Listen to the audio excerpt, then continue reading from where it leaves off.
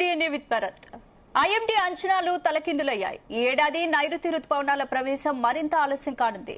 మే 26వ తేదీ నాటికి కేరళను రుతుపవనాలు తాకుతాయని అంచనాలు వేయగా వాతావరణ పరిస్థితుల వల్ల మరికొన్ని రోజులు ఆలస్యంగా తీరాన్ని చేరనున్నాయి. ఇక ఏపీ తెలంగాణలో జూన్ 5 నుంచి 10వ తేదీ మధ్యలో ప్రవేశించే అవకాశం ఉన్నట్లు వాతావరణ శాఖ తాజాగా ప్రకటన చేసింది. సాధారణంగా జూన్ మొదటి వారంలోనే నైరుతి రుతుపవనాలు రాష్ట్రంలోకి ప్రవేశిస్తాయి. ఎల్నినో ప్రభావంతో జూన్ నుంచి సెప్టెంబర్ మధ్య లోటు వర్షపాతం నమోదయ్యే సూచనలున్నాయి. దీంతో ఈ ఏడాది కరువు తప్పదనే ఆందోళన వ్యక్తమవుతోంది. ఇదే అంశంపై ఇవాళ డిఎన్ఏలో మా ఎడిటర్ భరత్ డిస్కస్ చేద్దాం. భరత్, ఐఎండీ ముందుగా మే 26న రుతుపవనాలు వస్తాయని చెప్పింది. ఇప్పుడేంటి జూన్ 1కి వాయిదా వేయడం కారణం? సో ఇండియన్ మెట్రలాజికల్ డిపార్ట్మెంట్ మే 15వ తేదీన చేసిన ప్రెడిక్షన్ లో కేరళకు నైరుతి రుతుపవనాలు మే 26వ తేదీన ప్రవేశిస్తాయని చెప్పింది. ఒకసారి మనం చూద్దాం మ్యాప్ లో ఏం జరుగుతుంది. ఒకసారి మ్యాప్ చూస్తే కనుక కేరళలో మే 26 యాక్చువల్ గా భారతదేశ ఏమంటారు ప్రధాన భూభాగం. అంటే నిజానికి అండమాన్ నికోబార్ దీవులు ఇక్కడ ఉంటాయి. ఇక్కడ చేస్తున్న దగ్గర అండమాన్ నికోబార్ దీవుల్లో ఇక్కడ ఏదైతే కర్సర్ ఉందో అండమాన్ నికోబార్ దీవులు మే 15వ తేదీనే రుతుపవనాలు వచ్చాయి. కేరళలో రుతుపవనాలు రావాలి. కేరళలో ఇక్కడ కర్సర్ మూవ్ చేస్తున్న దగ్గర మే 26వ తేదీన రుతుపవనాలు రావాలి. కానీ మీరు చూడండి, పెద్దగా కేరళలో ప్రీ మాన్సూన్ రెయిన్సే చాలా పెద్ద ఎత్తున ఉంటాయి. రుతుపవనాలు వచ్చినట్టు ఎట్లా డిక్లేర్ చేస్తారంటే కేరళలో మొత్తం 14 కేరళ, లక్షద్వీప్, కోస్టల్ కర్ణాటకలోని 14 సెంటర్స్ ఉన్నాయి. ఐఎండీకి సంబంధించిన రెయిన్ గేజ్ సెంటర్స్ 14 ఉన్నాయి. ఈ 14 సెంటర్స్ లో 60% అంటే 8 చోట్ల 2.5 mm కంటే ఎక్కువ వర్షపాతం వరుసగా 2 రోజుల పాటు నమోదు కావాలి. ప్లస్ గాలుల వేగం ఒకటి ఉండాలి. నైరుతి అంటే ఏంది? నైరుతి రుతుపవనాలు సౌత్ వెస్ట్ మాన్సూన్ అంటారు. అంటే నైరుతి దిక్కు నుంచి గాలుల దిశ కూడా ఉండాలి. ఈ మూడిట్లో రెండింటి క్రైటీరియా అయితే రుతుపవనాలు వచ్చినట్టు భావిస్తారు. కానీ మే 26వ తేదీ వాళ్ళు వచ్చింది, ఐఎండీ ప్రకటించింది ముందుగానే రుతుపవనాలు వస్తాయని. కానీ రుతుపవనాలు రాలేదు. పైగా ఇప్పుడు ఏం జరుగుతుందంటే జూన్ 1 నార్మల్గా అయితే జూన్ 1వ తేదీన కేరళకి రుతుపవనాలు రావాలి. ఈసారి 4-5 రోజులు ముందుగా వస్తాయని చెప్పింది. కానీ ఐఎండీ ప్రెడిక్షన్ రాంగ్ అయింది. ఇప్పుడున్న పరిస్థితి ప్రకారం చూస్తే మనకి కేరళలో వర్షపాతం రేపు 27వ తేదీ పెద్దగా వర్షపాతం లేదు. 28వ తేదీ చూస్తే కనుక 28వ తేదీ కూడా పెద్దగా వర్షపాతం లేదు. 29వ తేదీ కూడా కేరళలో పెద్దగా వర్షపాతం లేదు. 30th 31st నుంచి కొంచెం స్టార్ట్ అయ్యే అవకాశం కనిపిస్తుంది. మీరు చూడండి, 30th రోజు కొంచెం ఇక్కడ గ్రీన్ కలర్ లో కనబడుతుంది. 30th మొదటి రోజు వరుసగా 2 రోజుల పాటు 2.5 mm 14 అంటే కేరళలో ఉన్న వాటిలో 14 ఐఎండీ స్టేషన్స్ ఉన్నాయి. అంటే కోచి, తిరువనంతపురం, దానిలో 8 2.5 mm కంటే వర్షపాతం పడాలి. సో మొదటి రోజు 30th రోజు కొంత 30th 31st నాటికి కొంత వర్షపాతం, అది కూడా పెద్ద ఏదో బ్లిస్టరింగ్ స్టార్ట్ ఏం కాదు, నార్మల్ రెయిన్ఫాల్. కేరళ నుంచి రుతుపవనాలు వెళ్ళాలి. కానీ కేరళలో 1వ తేదీ నాటికి కేరళలో కంటే రాజస్థాన్ లో, గుజరాత్ లో వర్షాలు ఎక్కువ పడుతున్నాయి. బికాస్ వెస్టర్న్ డిస్టర్బెన్స్ ఏదైతే ఉందో 28, 29 తేదీలో వెస్టర్న్ డిస్టర్బెన్స్ ద్వారా అక్కడ 1వ తేదీ 2వ తేదీ అక్కడ వర్షాలు ఎక్కువ పడుతున్నట్టుగా ఇప్పుడు మనకున్న వెదర్ మోడల్స్ అన్ని కూడా చూస్ చేస్తున్నాయి. సో ఇప్పుడు 2, 3 తేదీల నాటికి కూడా అసలు రుతుపవనాలు వస్తాయా కేరళకి? కానీ మనం చూస్తే గుజరాత్, రాజస్థాన్, మహారాష్ట్ర ఉత్తర ప్రాంతాల్లో మాత్రం 1వ తేదీ 2వ తేదీ కొంత వర్షాలు మనకు కనిపిస్తున్నాయి. తెలంగాణ, ఆంధ్రప్రదేశ్ లో ఇదే చెదురుమదురు వర్షాలు తప్ప లేదు. అంటే రుతుపవనాలు 1వ తారీఖు కూడా వస్తాయా రాలేదా? 1వ తారీఖు 2వ తారీఖు, ఎందుకంటే మహారాష్ట్రలో, గుజరాత్ లో ఈ సమయంలో వర్షాలు పడితే అది నైరుతి రుతుపవనాల వర్షాల కింద కన్సిడర్ చేయరు. దాన్ని ప్రీ మాన్సూన్ షవర్స్ అని మాత్రమే అంటారు. ముందుగా కేరళలో వర్షాలు పడాలి. కేరళ, తమిళనాడు, ఆ తర్వాత రాయలసీమ, ఆ తర్వాత దక్షిణ కోస్తా, తెలంగాణ, అదేవిధంగా దక్షిణ కర్ణాటక, ఉత్తర కర్ణాటక, ఇట్లా పై నుంచి కింది దాకా మాన్సూన్ అనేది రావాలి. ఎగ్జాంపుల్ మాన్సూన్ రేఖ ఎట్లా ఉంటుంది అన్నది మనం చూద్దాం. మాన్సూన్ సంబంధించి మనం చూస్తే గనక మాన్సూన్ తిరిగే ప్రదేశం ఎట్లా ఉంటుంది, మాన్సూన్ ఇన్ఫర్మేషన్ లోకి మనం క్లిక్ చేస్తే ఈ సౌత్ వెస్ట్ మాన్సూన్ మీరు చూడండి 1వ తేదీ ఇక్కడ ఉంది. 1వ తేదీ ఎక్కడ, కేరళ తమిళనాడు నుంచి ఇక్కడ వరకు వెళ్తుంది. 5వ తేదీ నాటికి మీరు చూడండి, 5వ తేదీ ఇక్కడ క్లిక్ చేశారు. 5వ తేదీ నాటికి తమిళనాడు కేరళ మొత్తం కవర్ అయిపోతుంది. తర్వాత దక్షిణ కోస్తాలో అంటే కడప, నెల్లూరు, చిత్తూరు, ఇక్కడ ఈ రెడ్ లైన్ కనబడుతుంది కదా, కడప, నెల్లూరు, చిత్తూరు, ఈ ప్రాంతాల నుంచి నార్త్ ఈస్ట్ లో అరుణాచల్ ప్రదేశ్, అస్సాము, ఈ రాష్ట్రాలు కవర్ అవుతుంది. 10వ తేదీ నాటికి తెలంగాణలో కూడా సగం ఋతుపవనాలు ప్రవేశిస్తాయి. హైదరాబాద్ దాటి ఋతుపవనాలు నార్మల్ గా వెళ్లాల్సి ఉంటుంది. 15వ తేదీ నాటికి తెలంగాణ మొత్తం కవర్ అయిపోయి ఈ విధంగా అంటే ఋతుపవనాలు ఎట్లా అంటే మొదలు కేరళ, తమిళనాడులో ప్రవేశిస్తాయి. అదే సమయంలో నార్త్ ఈస్ట్ స్టేట్స్ అంటే అరుణాచల్ ప్రదేశ్, అస్సాము, మిజోరాము, ఇటువంటి ప్రాంతాల్లో మొదలు ప్రవేశిస్తాయి. 5వ తేదీ నాటికి రాయలసీమలో ఋతుపవనాలు ప్రవేశించి దక్షిణ కోస్తాలో కూడా సగం ప్రవేశించాలి. 10వ తేదీ నాటికి తెలంగాణలో సగ ప్రాంతం హైదరాబాద్ పైనంత వరకు కూడా 10వ తేదీ నాటికి ప్రవేశించాలి. 15వ తేదీ నాటికి తెలంగాణ, ఆంధ్రప్రదేశ్ పూర్తిగా కవర్ అయిపోయి మహారాష్ట్ర, ఒడిశా, అట్లాగే ఛత్తీస్గఢ్ ఇవన్నీ రాష్ట్రాలు కూడా కవర్ కావాలి. 20వ తేదీ నాటికి మధ్యప్రదేశ్లో సగ ప్రాంతం, ఛత్తీస్గఢ్ పూర్తిగా, బీహార్, యూపీ దాకా వెళ్ళాలి. 25th నాటికి మీరు చూస్తే కనుక గుజరాత్ లో సగ ప్రాంతం వరకు కూడా ఋతుపవనాలు ప్రవేశించాలి. 30th జూన్ నాటికి ఢిల్లీ, గుజరాత్, రాజస్థాన్ లో సగం, యూపీ ఆల్మోస్ట్ మొత్తం కవర్ అయ్యే విధంగా పంజాబ్ దాకా వెళ్ళాలి. తర్వాత 5th జూన్ నాటికి రాజస్థాన్ లో చివరి ప్రాంతం. దేశవ్యాప్తంగా జూలై 8th నాటికి ఋతుపవనాలు ప్రవేశించాలి. సో ఈసారి అడ్వాన్స్ గా 4 రోజుల ముందు వస్తుందన్నారు. కానీ ఒక విషయం మనం ఇక్కడ గుర్తుంచుకోవాలి, అంటే ఈసారి మాన్సూన్ ఆలస్యం వస్తుందా లేదంటే మాన్సూన్ ఆలస్యంగానే ఇప్పుడు రాబోతుంది. 26వ తేదీని ఐఎండీ ప్రెడిక్ట్ చేసింది, కానీ ఆ ఛాయలు లేవు. కేరళలో వర్షాలు పడటం లేదు. కేరళలో పెద్దగా వర్షపాతం 30వ తేదీ ఒక రోజు మాత్రం కొంచెం పడుతుంది. కేరళ గాని తమిళనాడు చూడండి మొత్తం డ్రై ఉంది. ముందుగా రావాల్సింది ఋతుపవనాలు కేరళ, తమిళనాడు ద్వారానే. సో 4వ తేదీ 5వ తేదీ వరకు కూడా మనకు కనిపించట్లేదు. 26వ తేదీకి వస్తాయనుకున్న ఋతుపవనాలు 4వ తేదీ 5వ తేదీలో 3, 4వ తేదీలో గుజరాత్ లో, మధ్యప్రదేశ్ లో ఇక్కడ భారీ వర్షాలు కనిపిస్తున్నాయి. కానీ ముందుగా ఋతుపవనాలు కేరళ వచ్చితేనే కన్సిడర్ చేస్తారు. గుజరాత్ లో, రాజస్థాన్ లో వర్షం పడితే దాన్ని ప్రీ మాన్సూన్ రెయిన్ అంటే ఋతుపవనాలకు ముందు వచ్చే వర్షాల కింద మాత్రమే కౌంట్ అవుతుంది. ఇక తెలంగాణ సంగతి చూసినా సరే కొంత డ్రై వెదరే మనకు కనిపిస్తోంది. చెదురుమాదిరి ఏదో వర్షాలు పడతాయి, కానీ ముందుగా ఇక్కడైతే ఋతుపవనాలు రావాల్సి ఉంది, కేరళలో రావాల్సి ఉంది. అయితే ఒకసారి ప్రెడిక్షన్ మనం చూద్దాం, మిగతా ఏజెన్సీస్ కూడా ఏమంటున్నా ఏంటి అన్నది. సో ఒక విషయం మనం ఇక్కడ గుర్తుంచుకోవాలి, ఋతుపవనాలు ముందుగా వచ్చినంత మాత్రాన వర్షాలు ఎక్కువ పడతాయని అర్థం కాదు. ఋతుపవనాలు ముందుగా వచ్చినా లేటుగా వచ్చినా టైంకి వర్షాలు పడటము లేదా అన్నది ముఖ్యంగా, ఋతుపవనాలు ముందుగా వచ్చినంత మాత్రాన ఈ సీజన్ లో బ్రహ్మాండమైన వర్షపాతం ఉంటుందని చెప్పలేము. అది ఎప్పుడు కూడా కరెక్ట్ కాదు. ఋతుపవనాలు ఆలస్యంగా వచ్చినంత మాత్రాన ఆ సీజన్ లో రెయిన్ ఫాల్ ఉండదని కూడా కాదు. సో అందుకని మనం ఈ విషయం గుర్తుపెట్టుకోవాలి. కానీ మాన్సూన్ ఆలస్యం వల్ల నగరాల్లో ఇంకా హీట్ పెరిగే అవకాశం ఎక్కువ. ఎస్, ఆబ్వియస్లీ ఇప్పుడు 29th వరకు కూడా 28th, 29th వరకు కూడా విపరీతమైన హీట్ వేవ్స్ ఉంటాయి. కానీ 29వ తేదీ తర్వాత కొంత ఈ హీట్ వేవ్స్ తగ్గుముఖం పట్టే అవకాశం ఉంది. కారణం ఏంటంటే వెస్టర్న్ డిస్టర్బెన్స్. మనకు ప్రధానంగా ఏంటంటే ఈ గాలులంతా కూడా ఎక్కడి నుంచి వస్తాయి, రాజస్థాన్ నుంచి, ఇక్కడ బికనీరు, జోధ్పూరు, జైసల్మీర్ ఇదంతా కదా ఈ ప్రాంతం. ఈ బికనీరు, జోధ్పూరు, జైసల్మీర్, రాజస్థాన్ ఎడారి ప్రాంతం నుంచి మనకు ఈ గాలులు మన విదర్భ, తెలంగాణ మీదుగా వస్తాయి. కానీ ఈ బికనీరు, జోధ్పూరు, జైసల్మీర్ అంటే థార్ ఎడారి ప్రాంతం ఏదైతే ఉందో అక్కడ 28, 29వ తేదీ నుంచి కొంత వర్షపాతం, 29, 30వ తేదీ నుంచి కొంత వర్షపాతం అక్కడ స్టార్ట్ అయ్యే అవకాశం ఉంది. ఇక్కడ మీరు చూడండి, బికాస్ ఆఫ్ వెస్టర్న్ డిస్టర్బెన్స్ వల్ల కొంత అక్కడ వర్షపాతం స్టార్ట్ అయ్యే అవకాశం ఉంది. కాబట్టి 29, 30వ తేదీ నుంచి ఈ పొడి గాలులు, వేడి గాలులు ఏవైతే ఉన్నాయో అవి కొంత తగ్గుముఖం పట్టే అవకాశం ఉంది. ఎందుకంటే వర్షం పడితే ఏమవుతుంది, ఆటోమేటిక్ గా టెంపరేచర్ తగ్గుతుంది కదా. సాయంత్రం అయ్యేసరికి వర్షం పడితే టెంపరేచర్ తగ్గుతుంది. కానీ అదే ఆ వేడి మీద వేడి ఒక 10 రోజుల పాటు అసలు వర్షం పడలేదు అనుకోండి, విపరీతమైన భూమి వేడెక్కుతుంది. వేడెక్కిన తర్వాత మళ్ళీ వేడెక్కడం, సో అట్లాగే ఉక్కపోత ఇవన్నీ కూడా ఉంటాయి.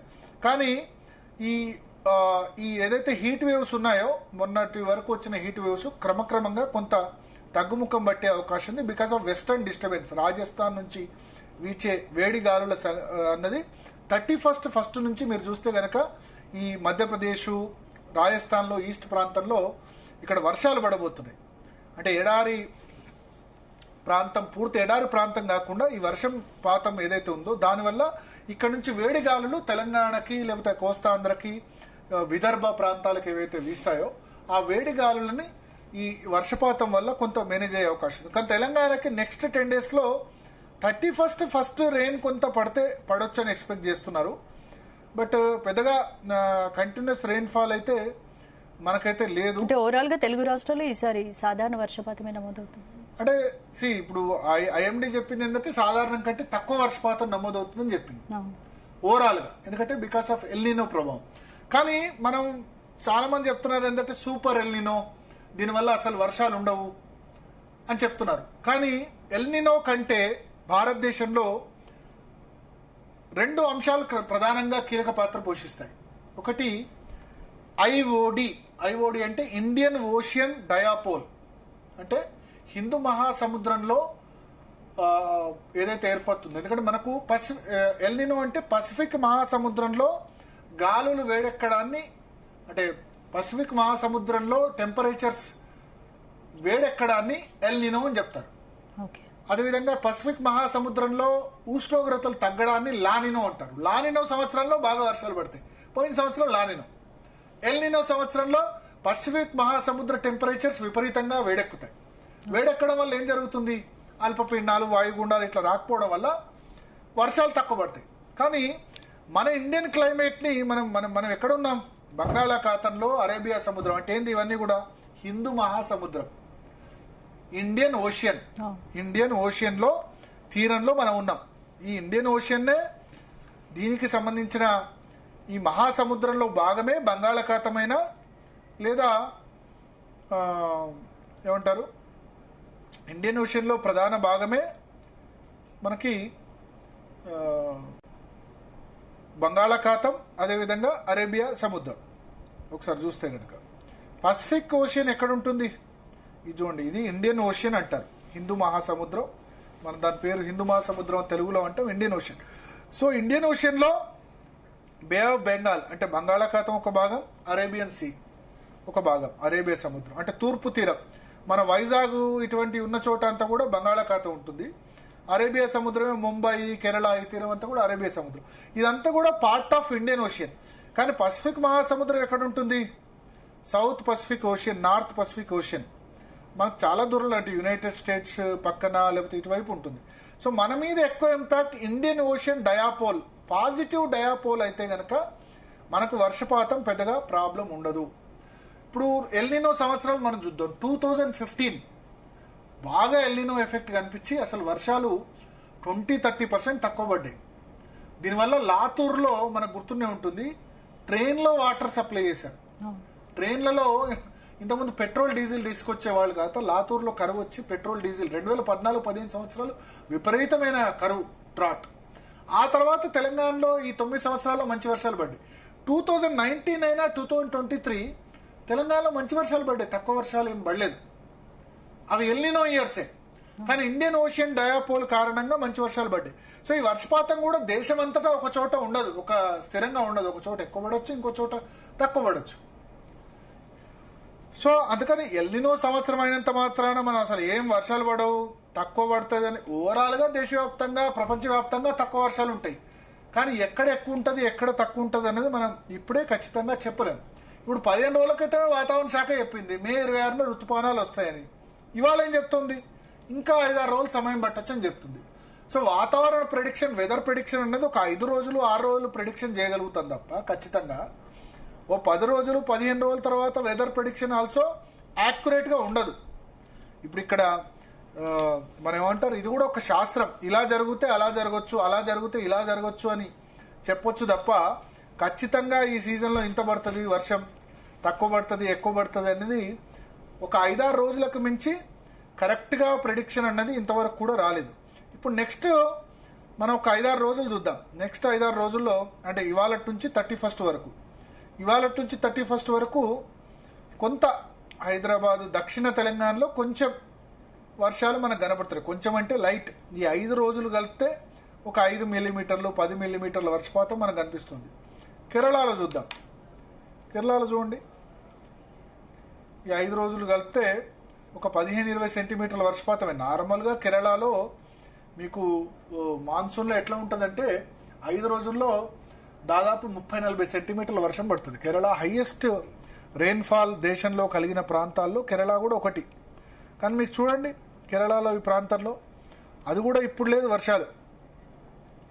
ఎప్పుడుంది? ఈ 26-27 తేదీల్లో పెద్దగా వర్షం లేదు. మీరు చూస్తే కనుక ఆల్మోస్ట్ నిల్. రేపు ఎల్లుండి వర్షాలు లేవు. 29-30వ తేదీ తర్వాత కొంత 30వ తేదీ ప్రాంతంలో మాత్రమే కేరళలో కనిపిస్తున్నాయి. సో 30th తర్వాతే ఋతుపవనాలు 30-31 తర్వాత కేరళలో ప్రవేశిస్తాయి. అది కూడా వీక్ ఆన్సెట్ అంటారు. వీక్ ఆన్సెట్ అంటే పెద్దగా మాన్సూన్ ఋతుపవనాలు వస్తాయి కానీ పెద్ద ఋతుపవనాలు వచ్చినంత బ్లాస్టింగ్ వర్షాలు ఏమి ఉండవు. అంటే వీక్ ఆన్సెట్. ఋతుపవనాలు వచ్చినట్టే వచ్చి ఏదో తుంపిర్లు పడి వెళ్ళిపోయే విధంగా ఉన్నాయి. కేరళలో ఋతుపవనాలు వస్తే బ్రహ్మాండమైన వర్షాలు పడాలి. మొదట 5 రోజుల్లోనే కేరళలో ఒక 20-30 సెంటీమీటర్ల వర్షం పడాలి 5 రోజులు కలిపితే. అంటే రోజుకు 4-5 సెంటీమీటర్లు చొప్పున. కానీ చూస్తే కనుక మనకి ఇప్పుడు వెదర్ ప్రెడిక్షన్ చూస్తే ఒక 2-3 సెంటీమీటర్లు 5 రోజుల్లో కలిపితే 2-3 సెంటీమీటర్ల వర్షపాతం కూడా కనిపించట్లేదు. సో దీన్ని బట్టి చూస్తే ఋతుపవనాలు కేరళలో సాధారణ సమయానికి, అంటే ఏదైతే మనం చెప్తామో జూన్ 1వ తేదీ నాటికి ఋతుపవనాలు అంటామో, ఆ జూన్ 1వ తేదీ నాటికి ఋతుపవనాల వచ్చే పరిస్థితే మనకు కనిపిస్తుంది. కొంచెం జూన్ 31 ప్రాంతాల్లో మన ఆంధ్రప్రదేశ్లో ధర్మవరం, తాడిపత్రి, మదనపల్లె, బెంగళూరు ఈ ప్రాంతాల్లో కొంత వర్షపాతం మనకు కనిపిస్తుంది. బట్ ఒక 10 days తర్వాత మీరు చూడండి మేజర్గా అన్ని వెదర్ మోడల్స్ కూడా ఈ 10 days తర్వాత చూస్తే గుజరాత్లో, రాజస్థాన్లో, ఇక్కడ ముంబై ఈ ప్రాంతాల్లో ఎక్కువ వర్షాలు కనిపిస్తున్నాయి.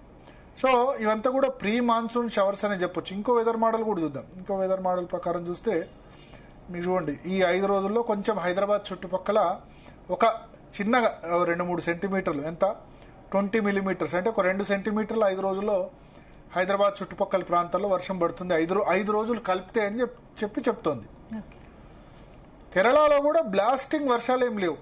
సో ఈ సీజన్లో ఇప్పుడు చూడండి బెంగళూరు చుట్టుపక్కల ప్రాంతాల్లో మాత్రం నెక్స్ట్ 5 daysలో మనకు కనిపిస్తుంది. బెంగళూరు, తమిళనాడు ఈ ప్రాంతాల్లో.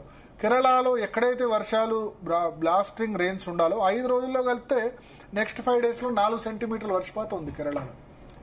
నార్మల్గా strong onset monsoon strong onset కనుక జరిగితే గట్టిగా కొడితే 4 రోజుల్లోనే 30 సెంటీమీటర్ల వర్షం కేరళలో కురవాలి. సో అటువంటి పరిస్థితులు కనిపించట్లేదు. 26వ తేదీ ఋతుపవనాలు రాలేదు ఐఎండీ చెప్పినట్టు. సో ఐఎండీ ప్రెడిక్షన్ అక్కడ తప్పైంది. రాబోయే రోజుల్లో కూడా అంత పాజిటివ్ హోప్స్ ఏం మనకు కనిపించట్లేదు. వర్షాలు నాకు ఎప్పుడు పికప్ అవుతాయని నాకు అనిపిస్తుందంటే 7, 9, 10వ తేదీ తర్వాతనే ఉంటాయి. 31st మనకు తెలంగాణలో కొంచెం ఇంకొక స్కైమెట్ దాని ప్రకారం చూద్దాం. కొంచెం 30th రోజు మనకు మన ఫుల్ స్క్రీన్లో ఇక్కడ దీన్ని చూస్తే కనుక ఫుల్ స్క్రీన్లో చూద్దాం. 30th రోజు సో